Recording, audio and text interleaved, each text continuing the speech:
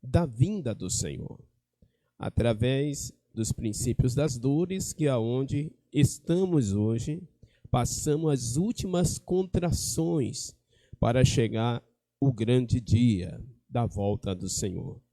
Hoje nós daremos continuidade e eu convido os irmãos que abram as vossas Bíblias. No mesmo texto da leitura oficial, nós estaremos fazendo agora uma meditação no versículo 37 ao 44. A vinda do Senhor, ela é distribuída em duas fases. E muitas vezes, por nós não termos essa compreensão, nós misturamos e não entendemos como será o arrebatamento, a vinda do Senhor. A vinda do Senhor ela é dividida em duas partes distintas. A primeira parte está no texto, no versículo 37 ao versículo 44.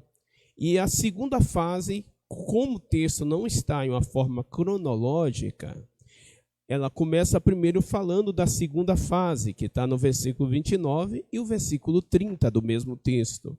Como o texto não está na forma cronológica, e se nós não entendermos essa divisão de forma cronológica, o que vem primeiro, o que vem depois, nós aí fazemos uma confusão e não entendemos como que será a vinda do Senhor. Mas, na verdade, a vinda do Senhor estará manifesta em duas fases distintas.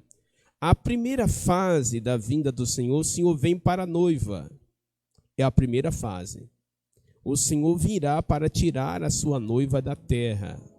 O Espírito Santo prepara a noiva e leva a Cristo nos ares.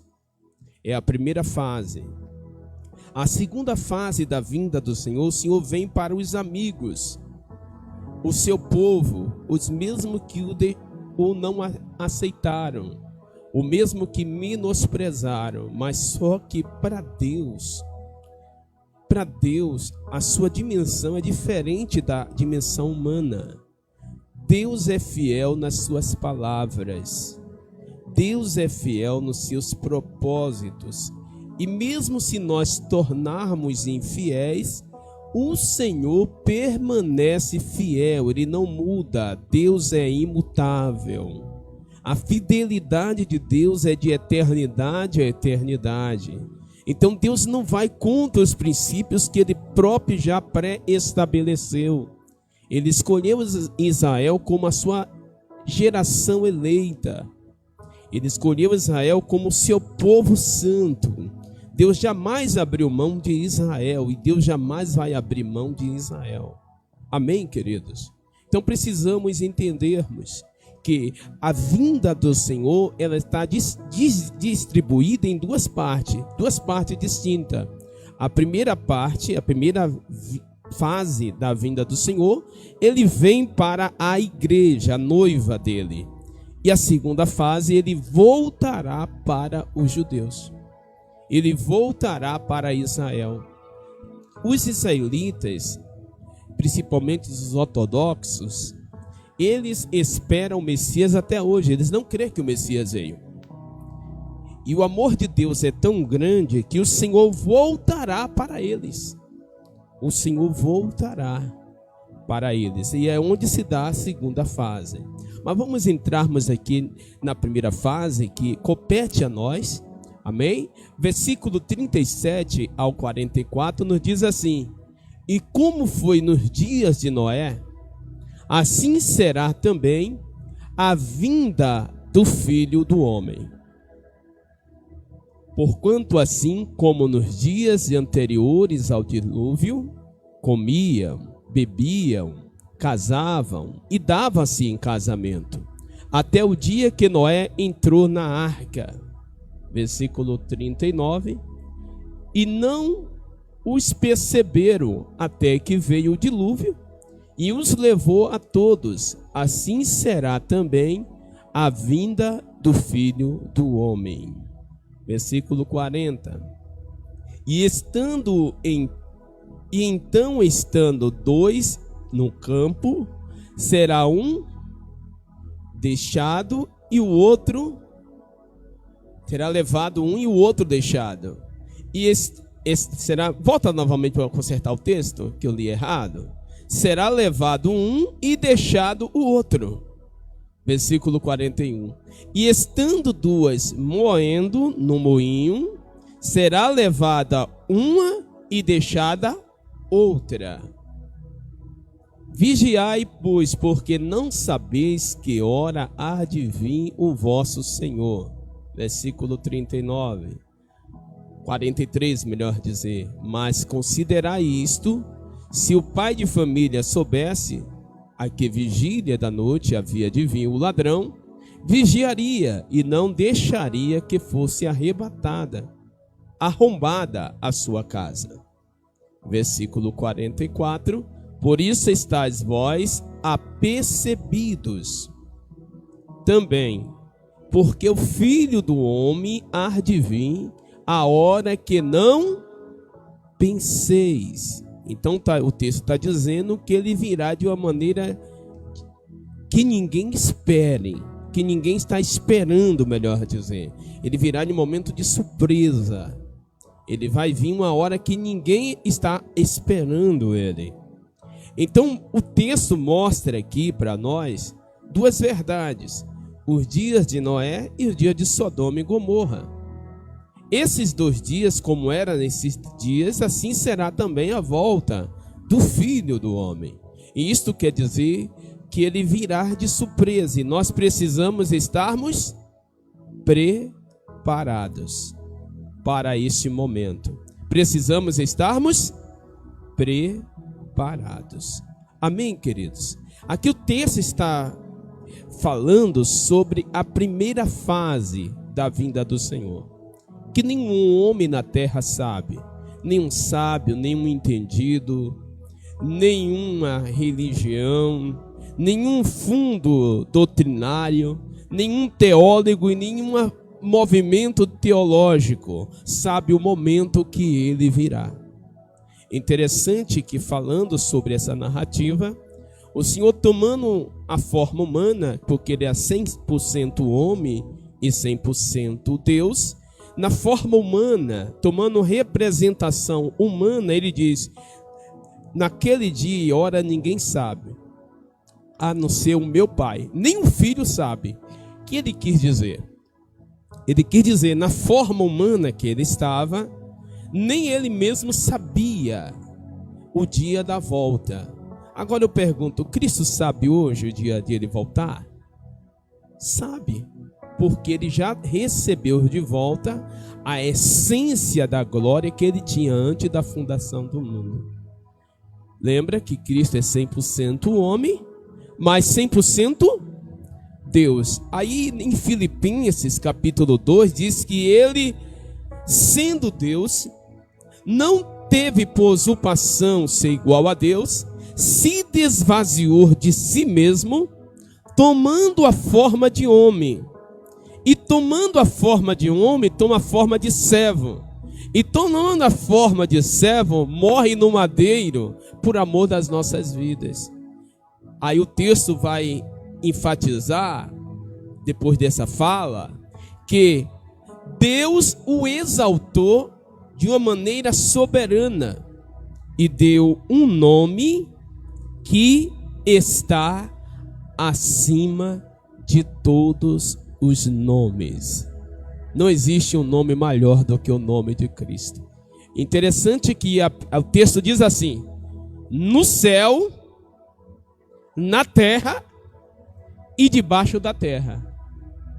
O que isto quer dizer? No céu, aonde existem os seres espirituais da bondade, da santidade, feito por Deus, que são fiéis a Deus, que não muda a sua conduta.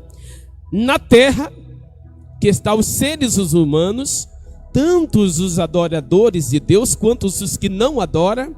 E debaixo da terra, o que está debaixo da terra? O inferno, os seres da maldade. Todos esses, um dia, vai que se dobrar diante do Senhor e reconhecer que Ele é o Senhor de todos. Todos vão ter que confessar que Jesus Cristo é o Senhor. Amém, queridos? E esse desfecho se dará, o início dele, o início dessa revelação começa-se quando Cristo agora virá tirar a sua noiva da terra. Aí começa o início da revelação para os últimos dias. Porque o arrebatamento não é o fim. O arrebatamento é o início que se dará para o exercício do juízo de Deus sobre os filhos da desobediência. Aí se dá o início dessa escala. Então vamos vermos a primeira fase que compete a nós. Interessante que se cumprirá na íntegra, porque quem falou é fiel para cumprir. Por que vai se cumprir o arrebatamento? Porque foi Jesus que falou. Jesus não mente. Amém? As suas palavras são fiéis e verdadeiras. E quando nós abrimos as nossas Bíblias, abre a sua Bíblia aí, lá em João capítulo 14, versículo 1 ao versículo 3 ou 4, o texto ele traz a promessa: não se turbe o vosso coração. Crerdes em Deus, crerdes também em mim. Na casa de meu Pai há muitas moradas. Se não fosse assim, eu vos teria dito: vou vos preparai-vos lugar. E quando eu for e vos preparai-vos lugar, virei outra vez e vos levarei para mim mesmo, para onde eu estiver, estejais vós também. Então o Senhor está fazendo a promessa: vocês pertencem a mim, vocês são propriedade minhas. E como é propriedade minhas, não viverá nessa terra para sempre. Aqui na terra nós somos forasteiros e nós somos peregrinos. Amém? A promessa se cumprirá em nossas vidas. Amém, amados? A promessa se cumprirá em nossas vidas. Então vamos vermos aqui alguns textos sagrados competente a isso. Abre a sua Bíblia em Hebreus capítulo, Epístola aos Hebreus capítulo 9 e versículo 28. Olha que o texto nos diz: assim também Cristo, oferecendo-se uma vez para tirar os pecados de muitos. Por que diz de muitos, não diz de todos? Jesus não morreu por todos? Morreu. Mas para receber o perdão dos pecados, precisa crer. Precisa crer que o sacrifício de Jesus o salva. Precisa crer que o sacrifício de Jesus o purifica. Precisa crer que o sacrifício de Jesus é o suficiente para salvar e não existe outro meio, só Cristo. Amém, amados? Aí o texto diz assim: aparecerá segunda vez sem pecado aos que esperam para a salvação. Quando Jesus está na cruz, eu já vi muitas pessoas até pregar que Deus teve dó de Jesus naquele momento, que o Pai teve dó. Na verdade, não é isso. Deus, ninguém pega ele por surpresa. Deus sabe as coisas antes que exista. Na presciência de Deus, Jesus já estava morto desde a fundação do mundo. Na presciência de Deus, antes de fazer o próprio homem, o Senhor já vendo o homem pecar, mas Deus amou tanto o homem, que o Senhor viu que o homem ia pecar depois que ele fizesse. O Senhor já preparou uma maneira de trazer o homem de volta para ele. Isso é amor. Na presciência de Deus, Deus já sabia que o homem ia errar, mas já providenciou a solução para o homem através do seu próprio filho. O cordeiro foi morto antes da fundação do mundo, meu irmão. Isso mostra que na presciência de Deus, Deus já via eu, já via você, já via cada um de nós que ia necessitar ser lavado pelo seu sangue, ser purificado pelo seu sangue, ser regenerado pelo seu sangue, ter paz com Deus. O que nos justifica diante de Deus é o sangue de Cristo, amados. Não porque somos bonzinhos, não, que nós viemos para o Evangelho. Não, não, não. É que o Senhor nos amou de uma maneira tão especial, tão maravilhosa, que deu seu Filho unigênito para nos salvar. Então aqui, quando Ele está na cruz do Calvário, um homem que não pecou, não errou em nada, mas os nossos pecados estavam sobre ele. E Deus não olha para o pecado, por mais que Deus ame o pecador, mas Deus não olha para o pecado. Deus abomina o pecado. E os pecados nossos estavam sobre Jesus, na cruz do Calvário. Não porque ele pecou, mas nossos pecados estavam sobre ele. O texto bíblico diz que o Senhor vira as costas para não olhar o pecado que estava sobre o seu filho. Não que Deus estava com dó ali, não que Deus não suportou, não é isso. É que nossos pecados estavam sobre o seu filho, e Deus não olha o pecado. É onde que sai da voz da cruz, diz: Eli, Eli, lama sabachthani. Deus meu, por que me desamparastes? Por causa dos nossos pecados. Ouve essa fala, ouve essa frase, porque os nossos pecados estavam sobre Jesus. Aí o escritor hebreu está dizendo que agora, quando ele se manifestar, não vai ser aquele Cristo na cruz com os nossos pecados sobre ele. Não será aquele Cristo que estava ali sendo condenado, mas se manifestará um Cristo que João viu na sua coxa direita. Havia o título Rei dos Reis e Senhor dos Senhores. Ele vai voltar.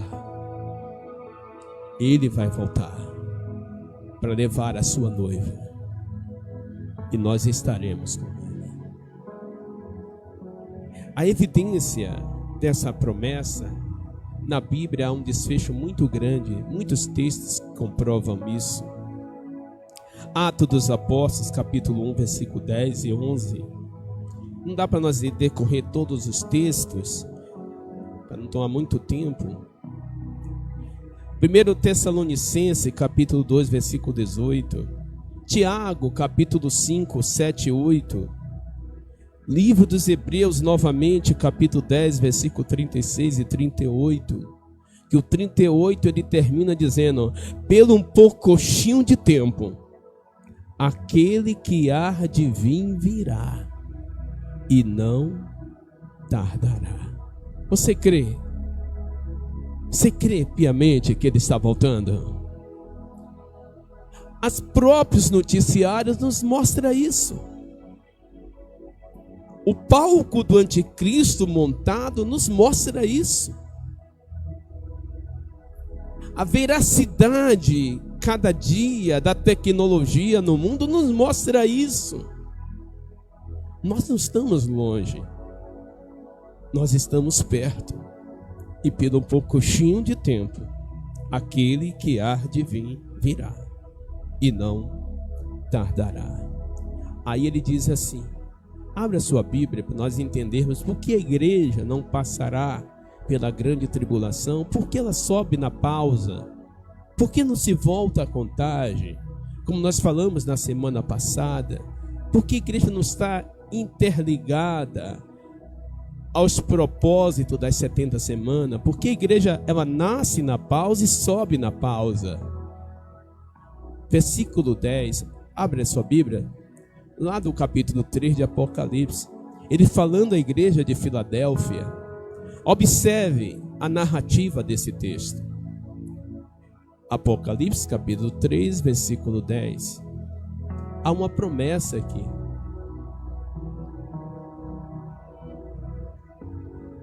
Apocalipse 3:10. Olha o que o texto nos diz. Aqui é para aqueles que estão preparados. Aqui são aqueles que aguardam a volta. Olha o que o texto diz.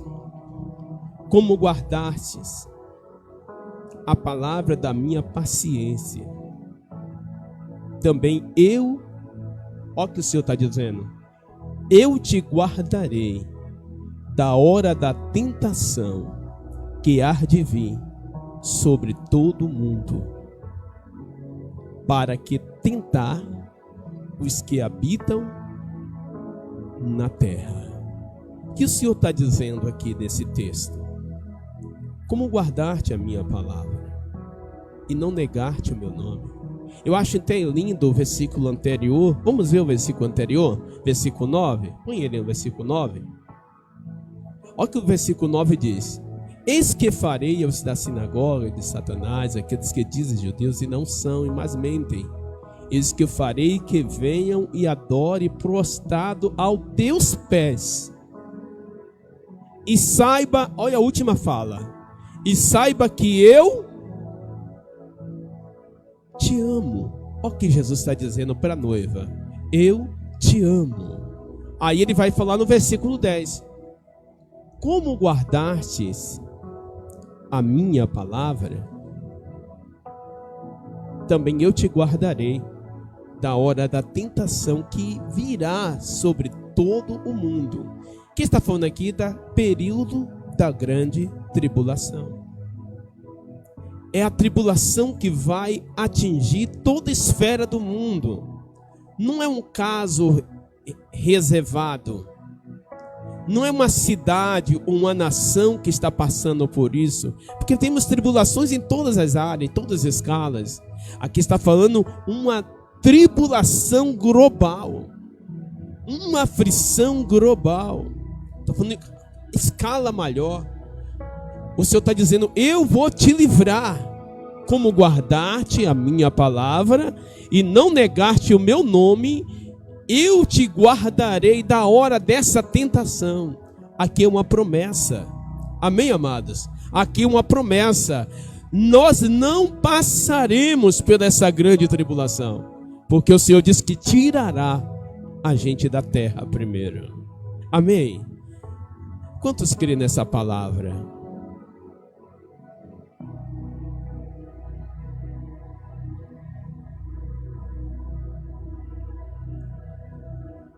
A necessidade do preparo.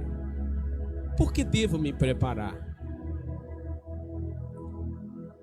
É um dever meu me preparar. Por quê?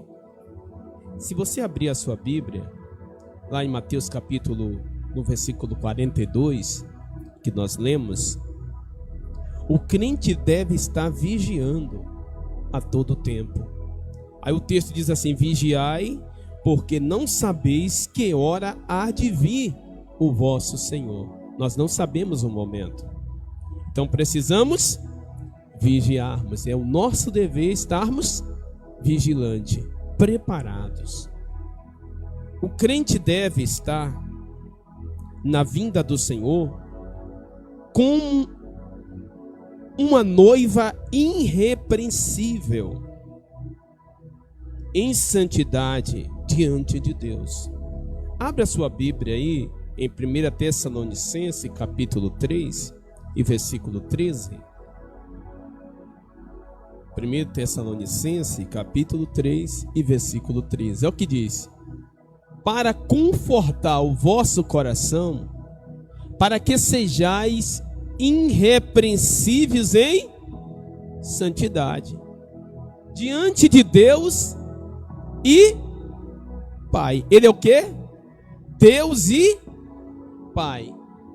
Na vinda do Senhor Jesus Cristo, com todos os seus santos. Então precisamos estarmos preparados, irrepreensíveis. O que é uma coisa irrepreensível? que não está propenso à repreensão. Ninguém tem algo para repreender. Vive uma vida sensata, sem máculas, sem rugas e sem manchas. Essa igreja que vai ser arrebatada.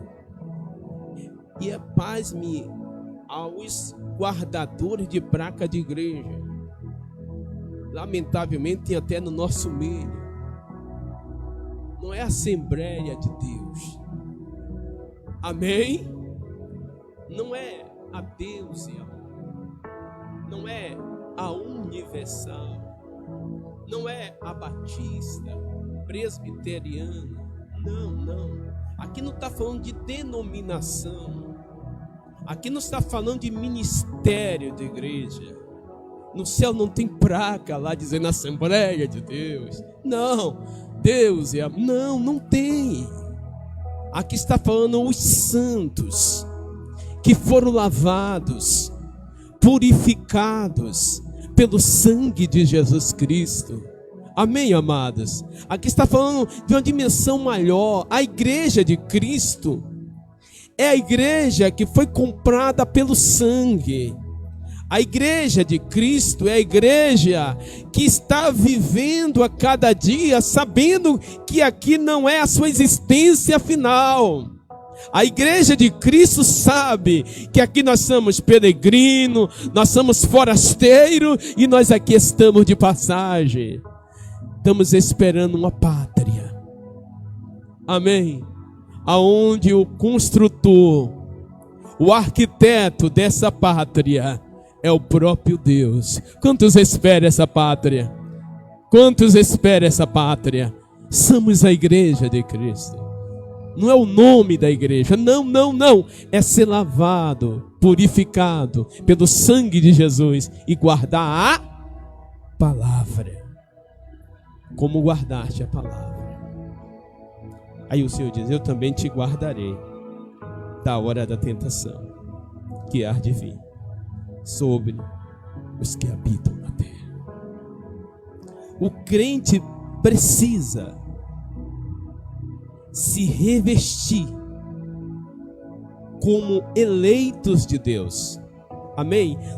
Nós não estamos esperando o arrebatamento? Quantos estão esperando? Precisamos agora nos revestir. Pastor, por que revestir? Porque vestir nós já fomos. O Senhor já nos vestiu. E agora temos que buscar o revestimento. Amém? Nos revestirmos como eleitos de Deus. Vamos ver essa passagem? Colossenses capítulo 3, versículo 12 a 14.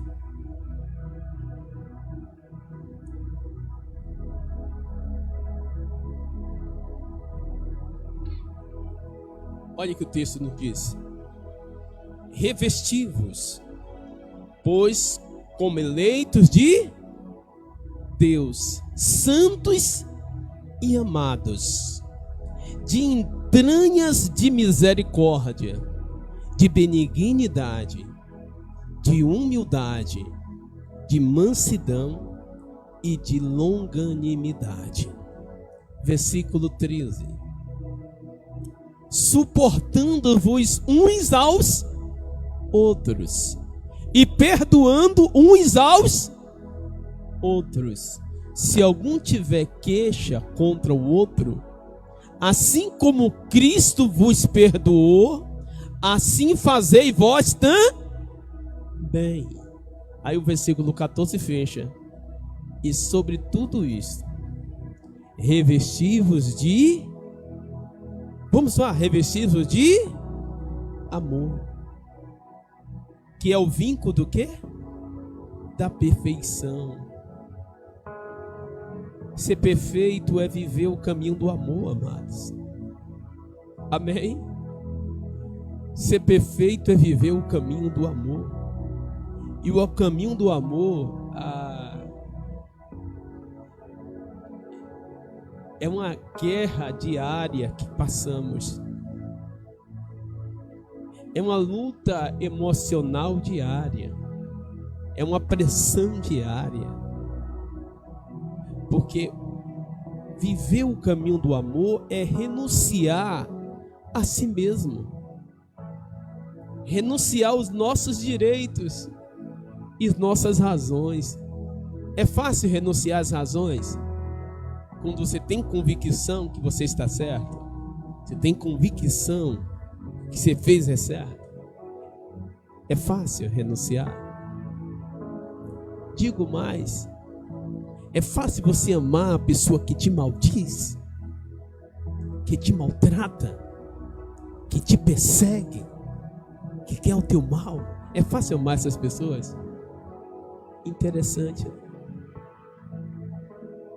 É o caminho da perfeição. Aí Jesus diz assim: se vocês amar aquele que vos ama, os ímpios fazem as mesmas coisas. Amar os que vos maldizem, amai o que vos persegue. É fácil.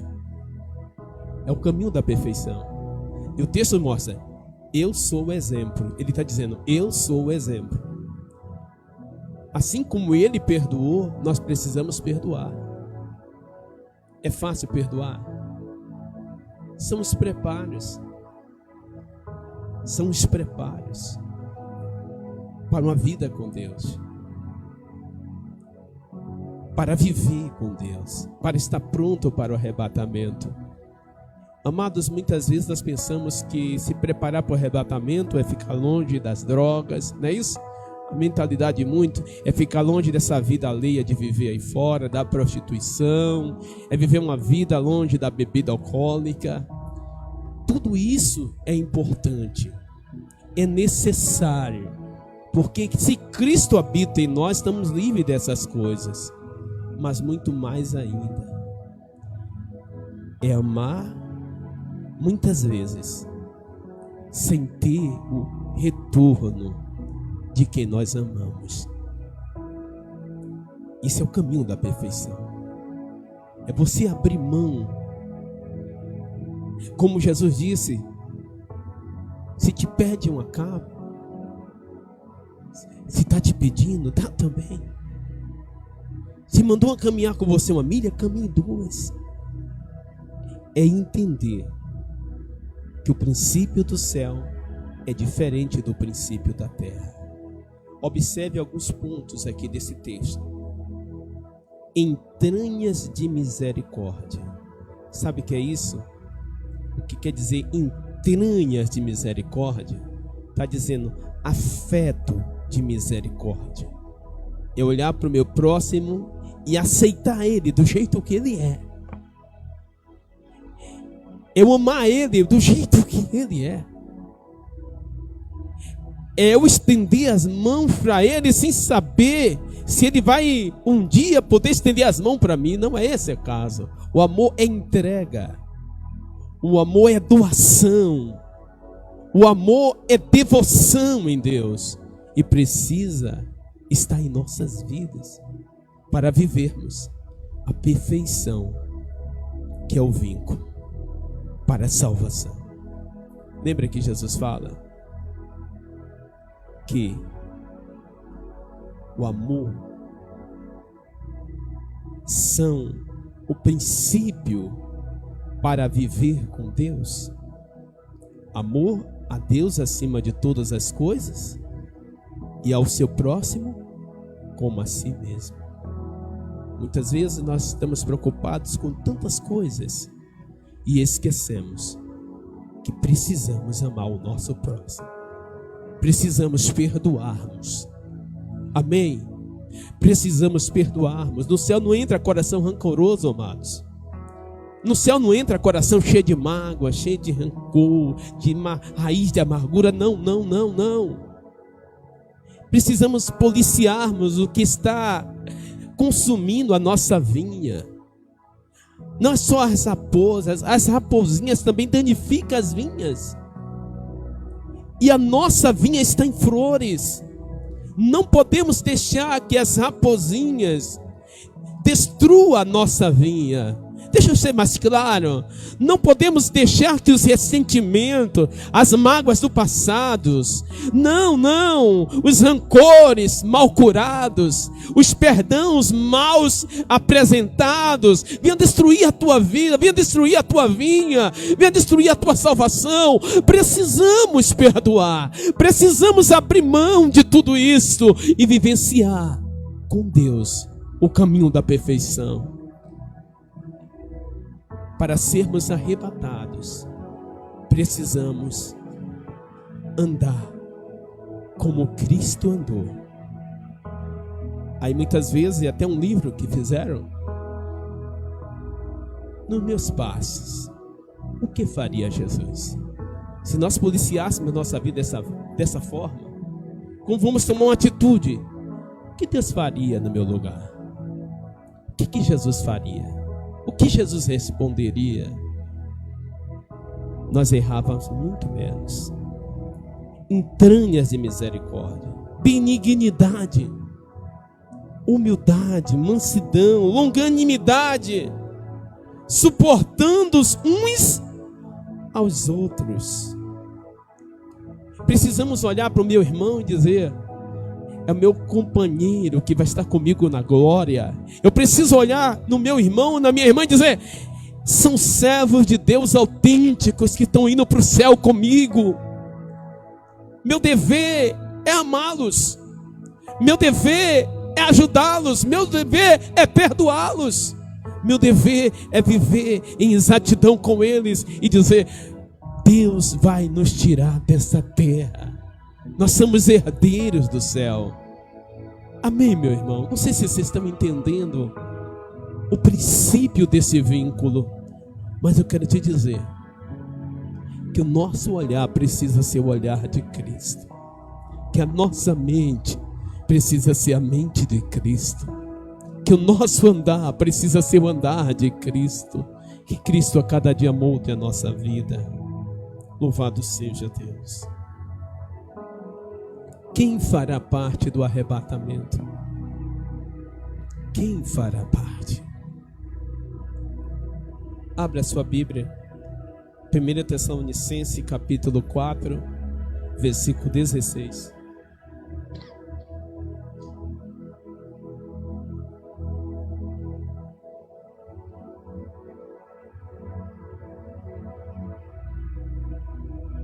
Porque o mesmo Senhor descerá do céu com alarido e com voz de arcanjo e com trombeta de Deus. E os que morrerem em Cristo ressuscitarão primeiro. Depois nós, os que ficamos vivos, seremos arrebatados juntamente com eles nas nuvens, a encontrar ao Senhor nos ares. E assim nós estaremos sempre com o Senhor.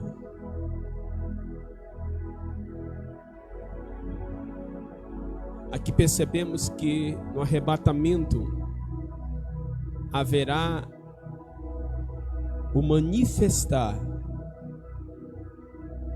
do eterno para os seus filhos que estão na terra. A tirada da terra. Por certo, quantos que morreram crendo e não viram a vinda do Senhor? Quantos que já partiram? Quantos que antes de Jesus vir morreram crendo no Messias e não viram o Messias? Essas pessoas que morrem, o texto fala que morreram no Senhor. Então precisamos entendermos que na dimensão espiritual existe 3 tipos de ressurreição. Precisamos entender essas 3 escalas de ressurreição para nós entendermos que o Senhor está falando no texto. E essas ressurreições é representada na colheita em Israel. Algo que acontecia com Israel Porque sempre o Senhor pegou algo cotidiano do povo, de conhecimento do povo, para trazer uma mensagem espiritual.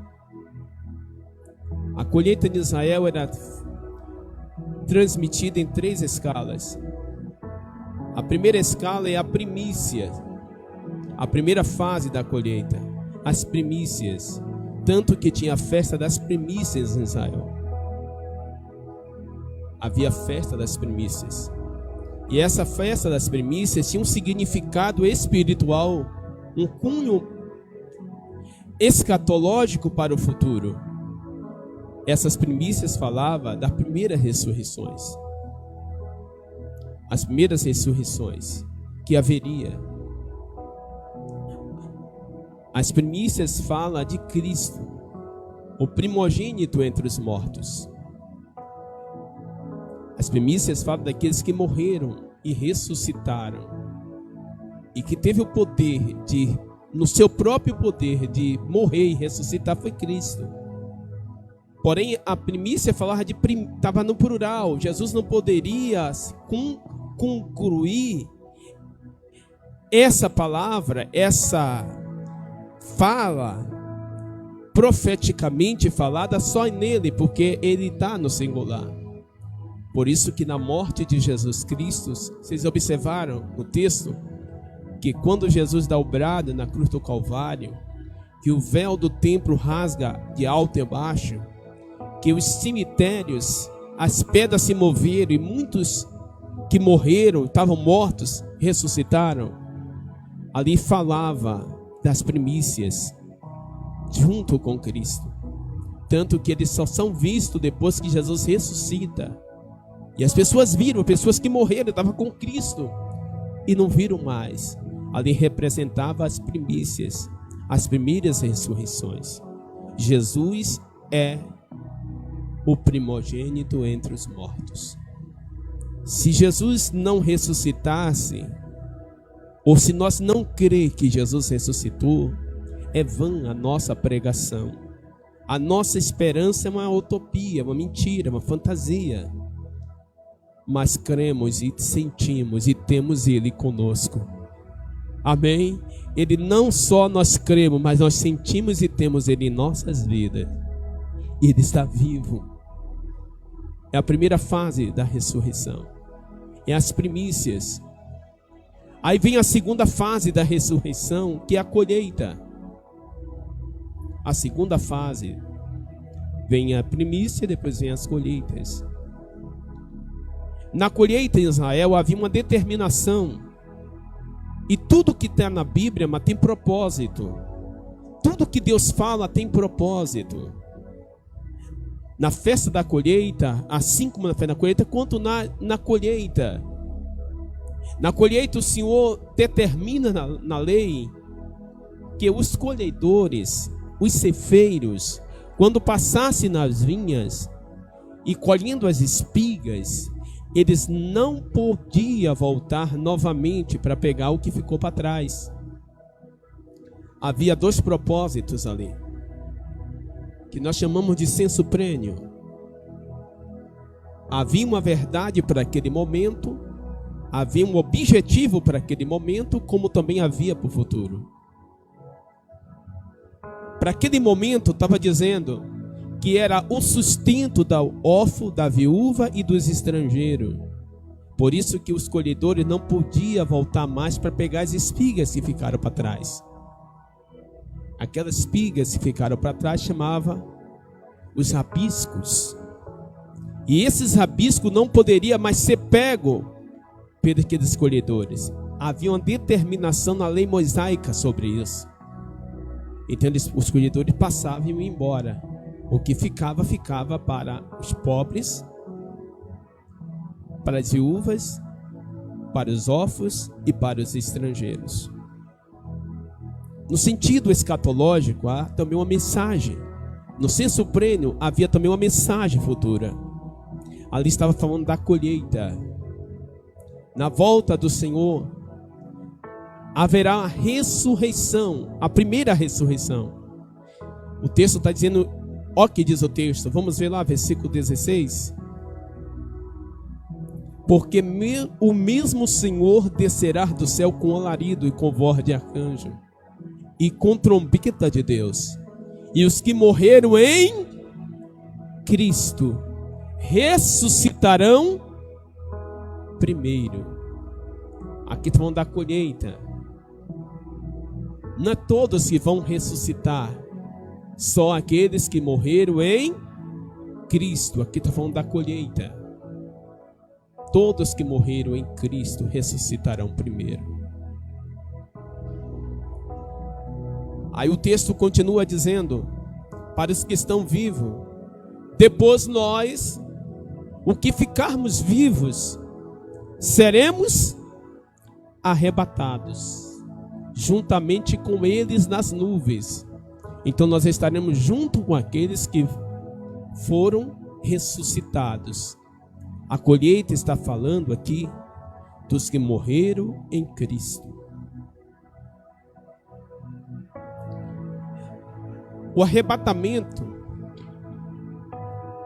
ele vai atingir a primícia e a colheita, mas vai restar os rabiscos.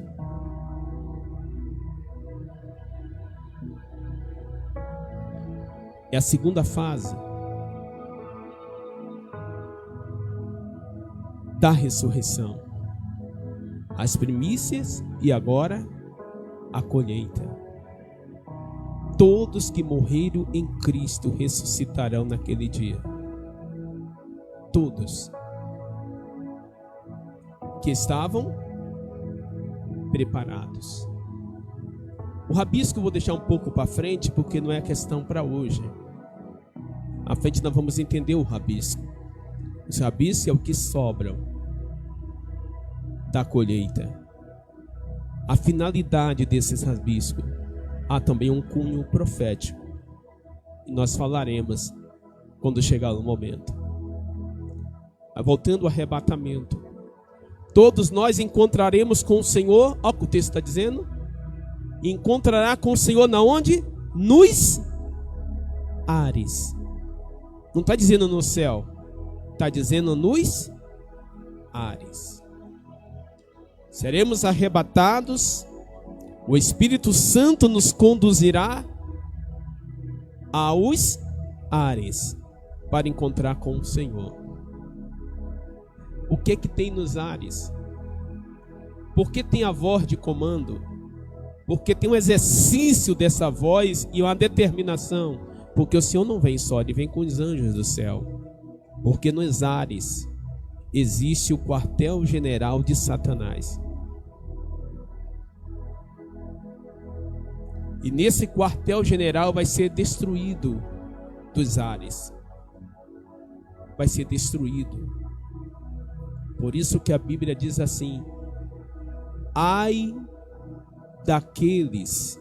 O negócio é forte, amados. Quando a Bíblia diz ai daqueles que habitam na terra. Porque o diabo desceu até vós com a grande fúria, sabendo que os seus dias estão contados. Quando o Senhor descer para tirar a igreja da terra e vir os ares, aonde está o quartel-general de Satanás, vai ser derribado para a terra. Por isso que o estado da grande tribulação é coisa muito horrenda. É muito séria. É tribulação terríveis que vai acontecer na terra. Porque, imagine, Satanás indiretamente ele faz o que faz na terra. Imagine ele pessoalmente na terra, agindo na terra. Imagine o que vai ser isso. A legalidade que ele vai ter com seus súditos. O negócio vai ser terrível. Deu para os irmãos entenderem até aqui? Amém? Essa ressurreição nos conduzirá, os que morreram em Cristo e os que estão vivos, que serão arrebatados, estarão com o Senhor nos ares. Por que não vai para o céu diretamente? Porque é necessário o julgamento das nossas obras. Mesmo sendo salvos, haverá o julgamento das obras. Não para salvação, porque só vai ser arrebatado quem for salvo. Só vai chegar lá quem for salvo. Mas haverá o julgamento das nossas obras. Dali nós seremos levados e conduzidos ao tribunal de Cristo. Diga comigo, tribunal de Cristo. Há uma diferença muito grande entre tribunal de Cristo e juízo final, o grande trono branco. Tá? Grande trono branco não é tribunal de Cristo. Muitos crentes fazem uma confusão na mente e acham que é a mesma coisa. Tribunal de Cristo é uma coisa. Grande trono branco é outra coisa. A igreja não passará pelo tribunal do trono branco. Deu para os irmãos entenderem? A igreja, na verdade, naquele dia estará para julgar. A igreja estará com Cristo para julgar e não para ser julgada. Amém? Tribunal de Cristo não é no céu, porque haverá detrimento. E a Bíblia diz que no céu não tem tristeza. No céu não há mágoa. Não há ressentimento. No céu não há dor. No céu só paz, saúde, alegria. No céu a vida. Amém? Mas no tribunal de Cristo haverá detrimento. Por quê? Serão julgadas as nossas obras. As obras nossas, elas são transcritas em 6 materiais. 6 materiais. 3 perecíveis e 3 imperecíveis. Os materiais perecíveis, diga comigo: feno, madeira e palha. Os imperecíveis, diga comigo: ouro, prata e pedras preciosas. Todo dia, toda hora, nós estamos produzindo esses materiais. Todo dia, toda hora, estamos produzindo. É muito forte o que eu estou dizendo. Todo dia, toda hora, estamos produzindo esses materiais. A questão é: que materiais estamos produzindo?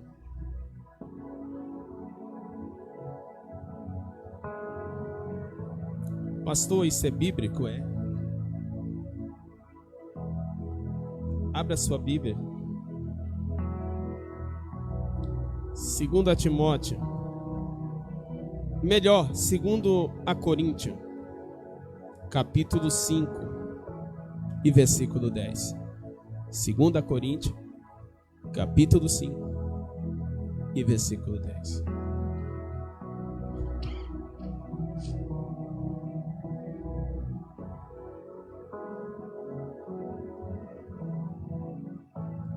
Olha o que o texto está dizendo.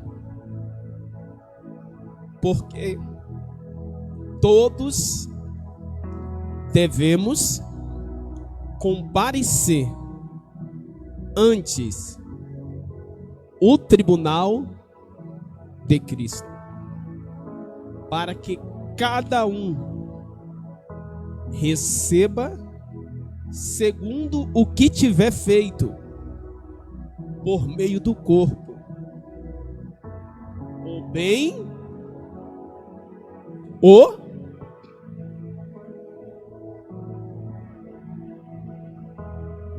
estamos produzindo todo dia ou não estamos? Todos os dias nós produzimos materiais.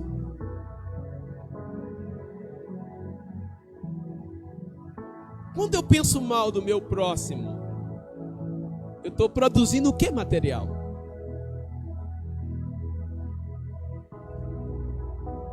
Quando eu falo mal do meu próximo, ou eu critico o meu próximo, eu estou produzindo que material? Para o bem ou para o mal?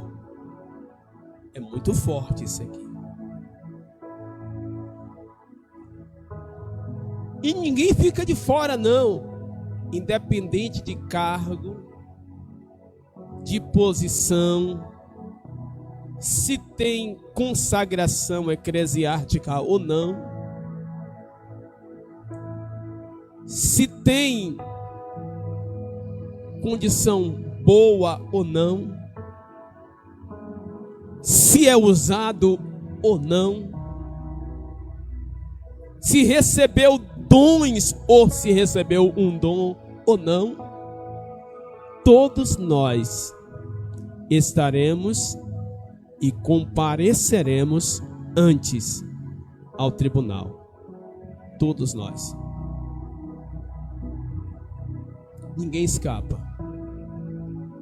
Por isso que naquele dia eu já vi exemplos de algumas colocações em cima disso, e é interessante. Naquele dia vai ter ali o grande pregador que ganhou milhares e milhares de pessoas, mas só que se exaltou, se achou que era alguma coisa, tomou alguma glória para si. Naquele dia ele vai chegar achando que vai ter um grande galardão. E muitas vezes eu vi esse exemplo e é interessante. Vai estar a irmãzinha que limpa a igreja, que muitas vezes chama até de irmãzinha, não chama nem de irmã, chama irmãzinha. Que limpa a igreja, que derrama lágrimas nos bancos, que chora e diz: Senhor, enche esses bancos. Ninguém vê, está no anonimato, não tem o nome em outdoor, não tem nos cartazes, nos encartes. Naquele dia vai estar lá o grande pregador e vai estar a irmãzinha. A questão que foi produzido não é a quantidade que foi produzida. Diga comigo, a questão não é a quantidade que é produzida, é a qualidade do que está sendo produzido.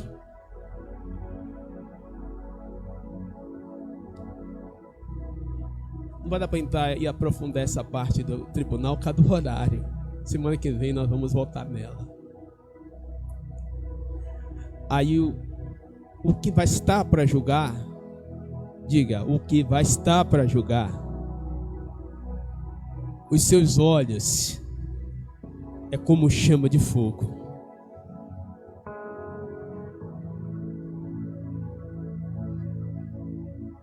Aí eu pergunto: palha, feno e madeira fica nítido diante do fogo? Quando o olhar de chama de fogo bater sobre aquelas obras, vai se queimar.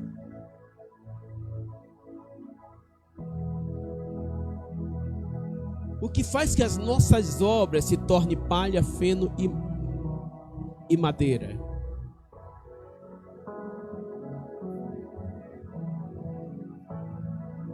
Todas as vezes que nós tomarmos atitudes que não condiz ao que ele nos ensinou, se torna.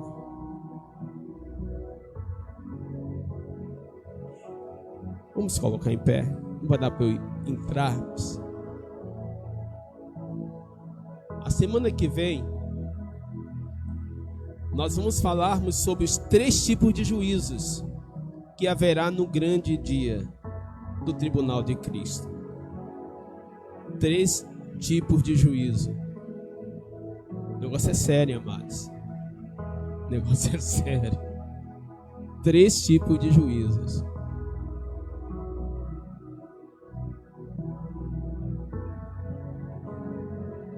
Deus é justo, amados.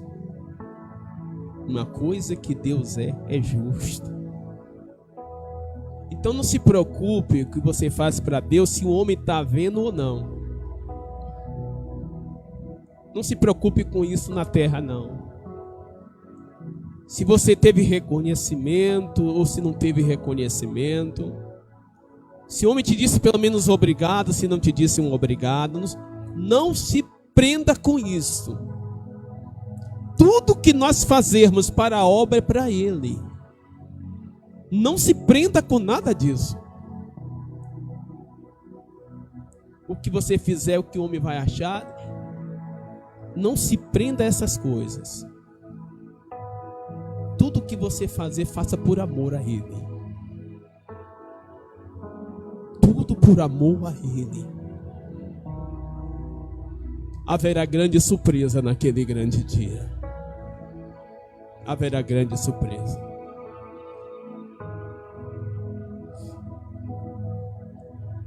Um pastor pioneiro na cidade de Arara já está com o Senhor hoje. Pastor Onofre Bertoli. Ele falou uma frase sábia, aquele homem falou, que eu guardei para o resto da minha vida. E eu finalizo com essa frase.